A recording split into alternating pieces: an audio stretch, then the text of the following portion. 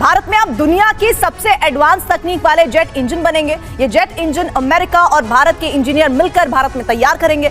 Jet engine के अलावा भी अमेरिका के कई बड़े हथियार अब भारत में ही बनेंगे। इसके अलावा अगले हफ्ते एलन मस्क भारत में टेस्ला की फैक्ट्री और स्टारलिंक सैटेलाइट बेस्ड इंटरनेट की शुरुआत भी करने का ऐलान कर सकते हैं। अमेरिका के जो डिफेंस सेक्रेटरी हैं उन्होंने इंडिया यूएस डील जो है, जो कि एक जॉइंटली प्रोडक्शन कर रही है फाइटर जेट इंजन्स की इंडियन फोर्स के लिए, इंडियन एयरफोर्स के लिए, अमेरिकी डिफेंस सेक्रेटरी लॉयड ऑस्टिन कहते हैं कि ये एक रेवोल्यूशनरी स्टेप है और वो कहते हैं कि this is a great relationship. एक दौर ये था कि इंडिया का 2 रुपया पाकिस्तान का 1 रुपया था, अब हमारे 3 रुपए हैं और इंडिया के 1 रुपया है। 3 से भी ज्यादा, 3.5 रुपए ऑलमोस्ट है। लेकिन ये जो आपने बोला ना, एक दौर वो था कि हमारा 1 रुपया था और उनके 2 रुपए थे, ऐसा आपने बोला है। बिल्कुल। लेकिन मेरे ख्याल से ये कभी ऐसा नहीं हुआ। ये मिथ हमें किस टाइम पे 1980s में 70s में 90s एंड late 80s, ठीक है, early 90s late 80s में ये था।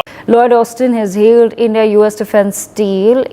India-US have finalized a deal to jointly produce fighter jet engines for the Indian Air Force. Austin has called this deal a revolutionary deal. अगर ये चीजें आती हैं तो Pakistan won't be able to survive। तो आप तो फिर एक दूसरे के गले काटेंगे वहां पे, जिस तरह आप एटॉमिक केक खा लिया करें ना बना के, उसको एटॉमिक ही खा लेना, एटॉमिक एनर्जी वालों को कोई ऐसी केक बना दे, हम खा लिया करें।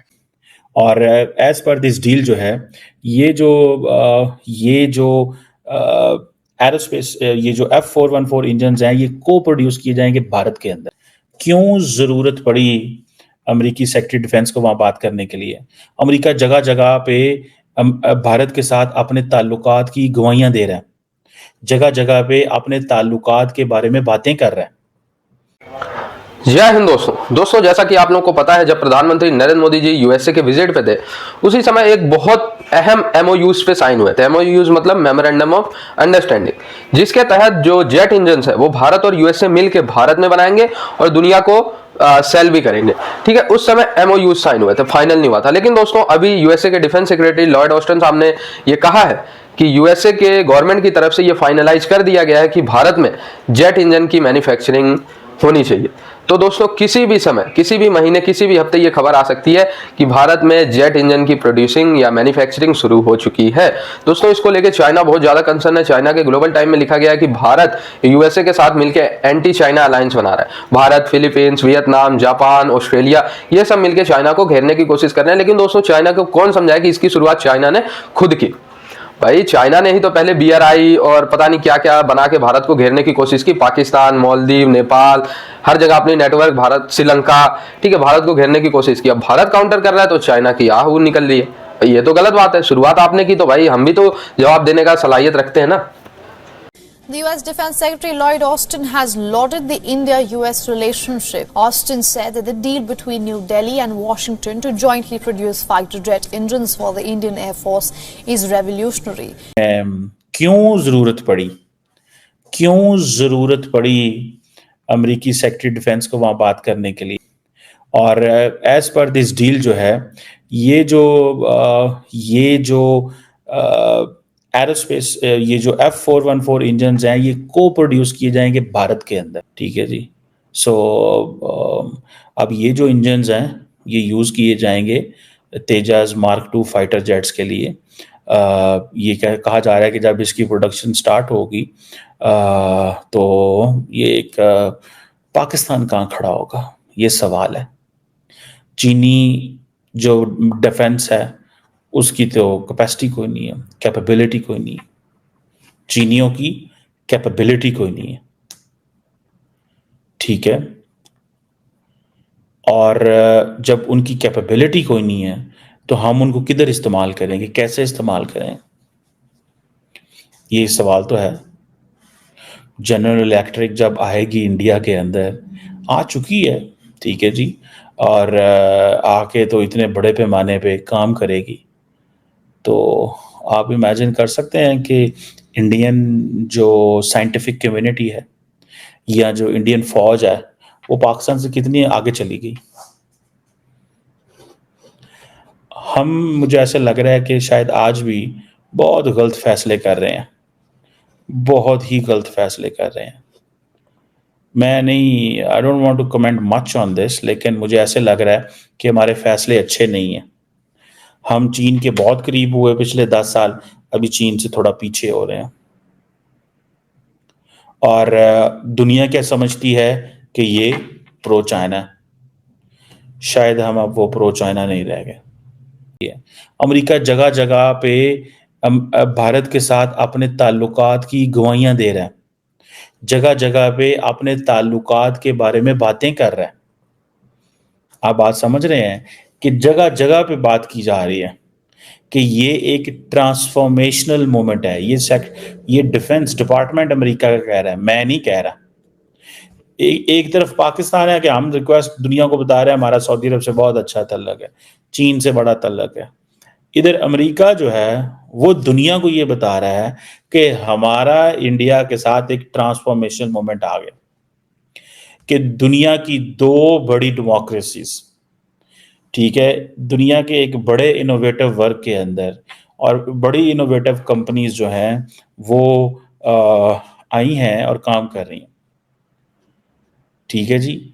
और अब क्वेश्चन ये है कि ये जो अमेरिका और भारत जो है वो डिफेंस पार्टनरशिप में जो है, देखिए मज़े की बात ये है कि यही वो मुल्क था अमेरिका जो इसी वज़ीर आज़म नरेंद्र मोदी को, तब ये चीफ मिनिस्टर थे, कहता था मैंने वीज़ा ही नहीं देना है इसका।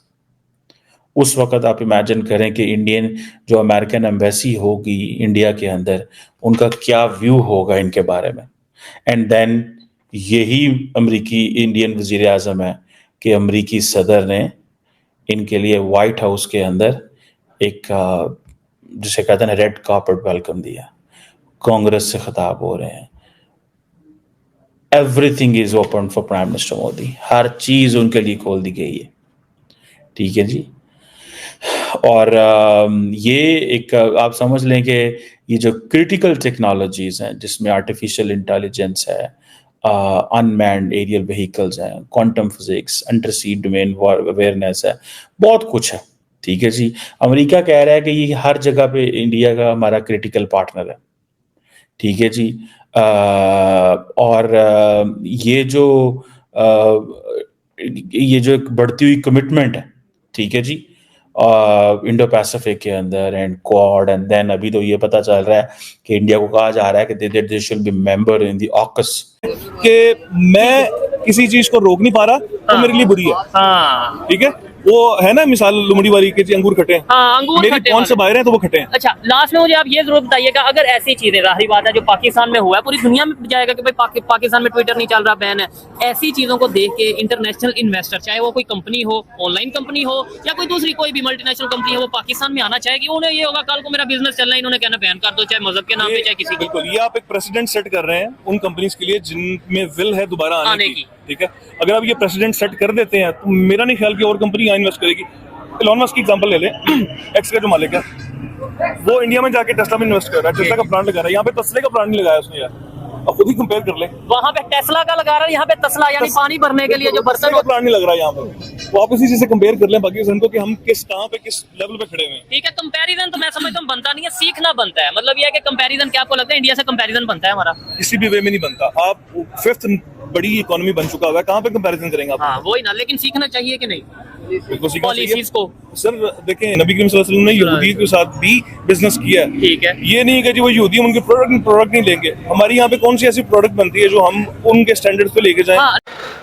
तो दोस्तों, पाकिस्तानियों का रोना धोना तो चालू रहेगा, लेकिन जेट इंजन जिस समय भारत में बनने स्टार्ट हो जाएंगे और भारतीय फाइटर जेट्स में और हमारी भारतीय वायुसेना जब खुद made in India jet engine use करेगी तो अलग ही लेवल की फीलिंग होगी। आप समझो कि एक हर चीज जब हम भारत में बना रहे होंगे, कितना गर्व की बात होगा कि एक एक चीज इसमें हमारे देश में बनी हुई है एटलीस्ट।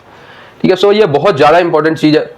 वही दोस्तों, पाकिस्तान में फिर तो रोने धोने का माहौल हो ही जाएगा, ठीक है, क्योंकि फिर इसके बाद भारत जो है अपने इच्छा अनुसार जितने चाहे उतने जेट इंजन बना सकता है। और दोस्तों, जेट वगैरह में अगर इंजन ही इनके मेन होते, अगर इंजन बन गए तो अदर पार्ट एज कंपेयर सस्ते नहीं होते, लेकिन तुलनात्मक रूप से सस्ते हो जाते, ठीक है, तुलनात्मक रूप से ईजी हो जाते हैं। और फाइटर जेट्स की संख्या हम और इजीली इंक्रीज कर सकते हैं।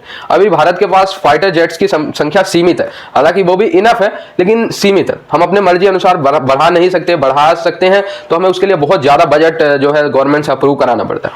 ठीक है, अगर हम फाइटर जेट्स के इंजन खुद बनाएंगे तो तुलनात्मक रूप से जो बजट होगा वो भी कम होगा। हमें लगेगा कि यार 1500 फाइटर जेट्स और चाहिए हमें, क्योंकि भाई चाइना के कंसर्न बढ़ रहे हैं, पाकिस्तान, सो हम 1500 इजीली बना सकते हैं। वही अगर 1500 में खरीदने पड़ जाए तो ऐसी तैसी हो जाएगी।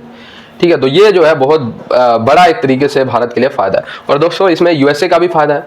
ठीक है, क्योंकि एशिया में इस समय यूएसए का कोई भी ट्रस्टेड अलाई नहीं है, कोई ऐसा अलाई नहीं है जो यूएसए का साथ दे सके। पाकिस्तान आप जानते हैं इनकी औकात नहीं है साथ देने का, चाइना से इनकी टसल चल रही है।